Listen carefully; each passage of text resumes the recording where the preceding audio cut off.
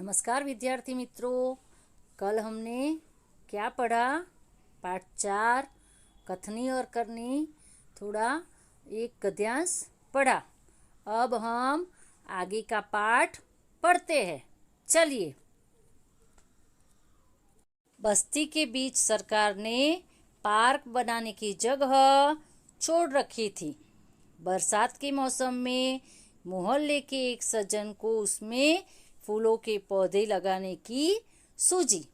बात तो अच्छी थी। एक सज्जन को क्या हुआ कि सरकार ने तो यहाँ पार्क बनाने की जगह रखी है, तो मैं ही कुछ फूल पौधे लाकर इसमें लगा दूं। तो सज्जन के मन में कैसा विचार आया था? यह विचार तो अच्छा था।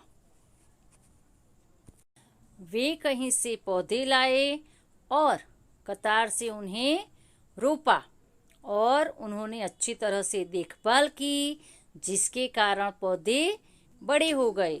हमें चित्र में दिखाई दे रहा है कि सज्जन किस तरह पौधे लगा रहे हैं। कुछ दिनों बाद फूल खिलने लगे और फूल खिलने के कारण पार्क अच्छा लगने लगा। मोहल्ले के लोग सुबह शाम पार्क में टहलने लगे। देखिए, चित्र में हमें दिखाई दे रहा है कि बाग बनने के कारण बच्चे और बड़े कितने खुश दिखाई दे रहे हैं।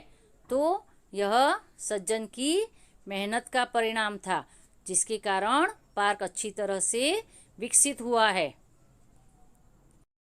फूल सबको अच्छे लगते हैं। पार्क में लोगों के आने जाने के कारण उन्हें यह लगा कि लोग इन फूलों को तोड़कर ले जाएंगे। सज्जन ने यह पार्क बनाने में बहुत मेहनत की थी, इसलिए उन्हें क्या विचार आया कि लोगों को फूल अच्छे लगते हैं तो कोई फूलों को तोड़कर ले जाएगा। तो उन्होंने क्या किया? उन्होंने एक तख्ती के ऊपर यह लिखकर टांग दिया कि फूल तोड़ना मना है। देखिए, सज्जन हमें तख्ती लगाते हुए दिखाई दे रहे हैं कि फूल तोड़ना मना है। आते जाते सभी लोग यह तख्ती को पढ़ते और तख्ती पढ़कर कोई भी फूलों को नहीं तोड़ता था।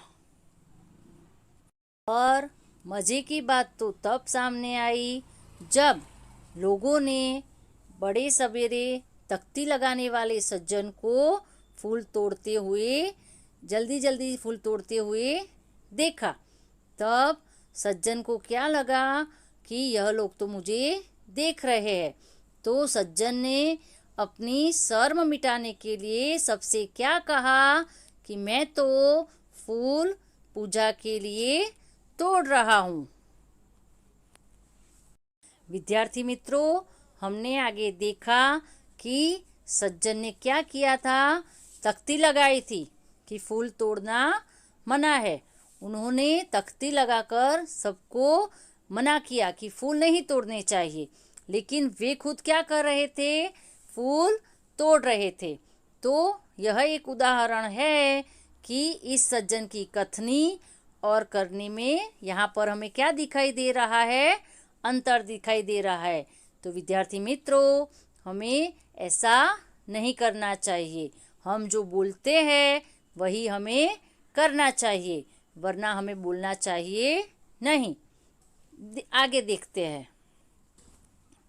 विद्यार्थी मित्रों, बसों में लिखा होता है धूम्रपान करना निषेध है। हम यह वाक्य कई जगहों पर पढ़ते हैं, जैसे बगीचों में, अस्पताल में, मंदिर में यह वाक्य हमें दिखाई देता है।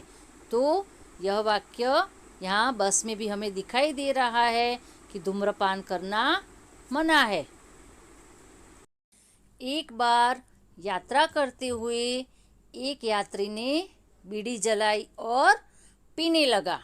देखिए, चित्र में यात्री बीड़ी पीते हुए हमें दिखाई दे रहा है। उसे देखकर कंडक्टर ने कहा,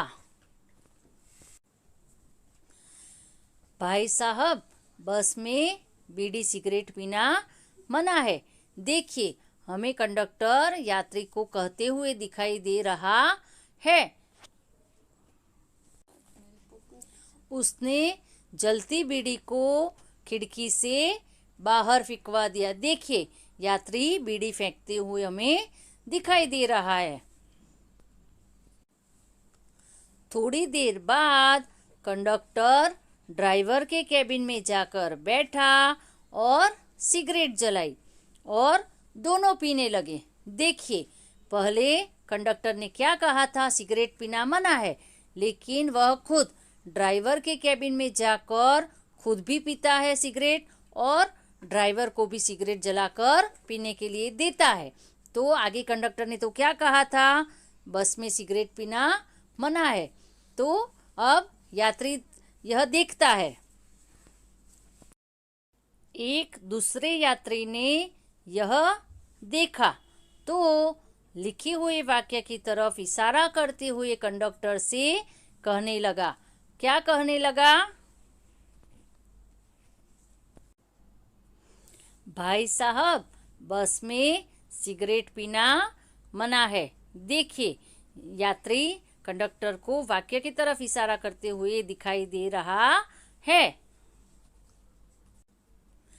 इस पर कंडक्टर शीघ्र बोल पड़ा। क्या बोल पड़ा? यह वाक्य तो आपके लिए है, न कि हमारे लिए। विद्यार्थी मित्रों, हमें यहाँ पर कंडक्टर की कथनी और करनी में अंतर दिखाई दे रहा है।